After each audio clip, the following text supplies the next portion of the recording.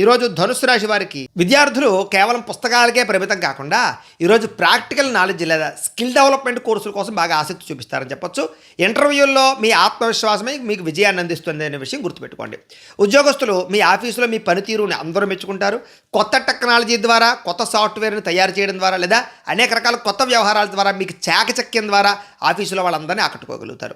వ్యాపారస్తులు పాత పద్ధతులకి స్వస్తి చెప్పి డిజిటల్ మార్కెటింగ్ ద్వారా సోషల్ మీడియా ద్వారా మీ వ్యాపారాన్ని ప్రమోట్ చేసుకుని సక్సెస్ అవుతారు.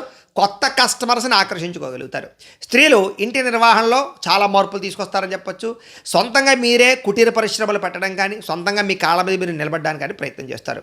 విదేశాల్లో ఉండే భారతీయులకి స్థానిక కమ్యూనిటీలో ఉండేటటువంటి ఒక ప్రత్యేకమైన గుర్తింపు లభిస్తుందని చెప్పొచ్చు. చాలా కాలంగా మాతృభూమికి రావాలనేటటువంటి ప్రయత్నం ఫలిస్తుంది. టికెట్లు కూడా బుక్ చేసుకోగలుగుతారు. గతంలో ఆగిపోయిన మొండి బకాయిలు అనుకోకుండా వసూలవుతాయి.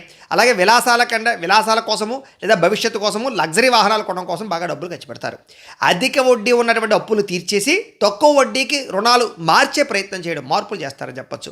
ఆర్థిక క్రమశిక్షణ వల్ల రుణభారం ఖచ్చితంగా తగ్గుతుంది. మీకు కుటుంబ సభ్యులతో దూర ప్రయాణాలు చేస్తారు. అలాగే ప్రయాణాల వల్ల కొత్త వ్యక్తుల పరిచయము కొత్త వ్యాపార సంబంధాలు కూడా ఏర్పడతాయి. మీకు ఐడియాలు వస్తాయన్నమాట. ఇంకా పెద్దల ఆరోగ్య విషయంలో శుభవార్త వింటారు. కుటుంబంతో కలిపి బంధువులతో కలిపి ప్రయాణాలు చేస్తారు. శుభకార్యాలు పాల్గొంటారు. గతంలో మిమ్మల్ని ఇబ్బంది పెట్టినటువంటి లీగల్ నోటీసులు లేదా కోర్టు వ్యవహారాల్లో సానుకూలత లభిస్తుంది. మధ్యవర్తుల జోక్యంతో చాలా రకాల సమస్యలు సర్దుబాటు అవుతాయి. అలాగే ఫిట్నెస్ కోసం కొత్త డైట్ ప్లాన్ కానీ జిమ్లో జాయిన్ అవ్వడం కానీ ఇలాంటివి అవకాశాలు ఉన్నాయి. కంటికి సంబంధించినటువంటి చిన్న ఇబ్బందులు కనపడుతున్నాయి. కాకపోతే కొంచెం డాక్టర్లు చూపించుకుంటే నయం అవుతుంది మీకు.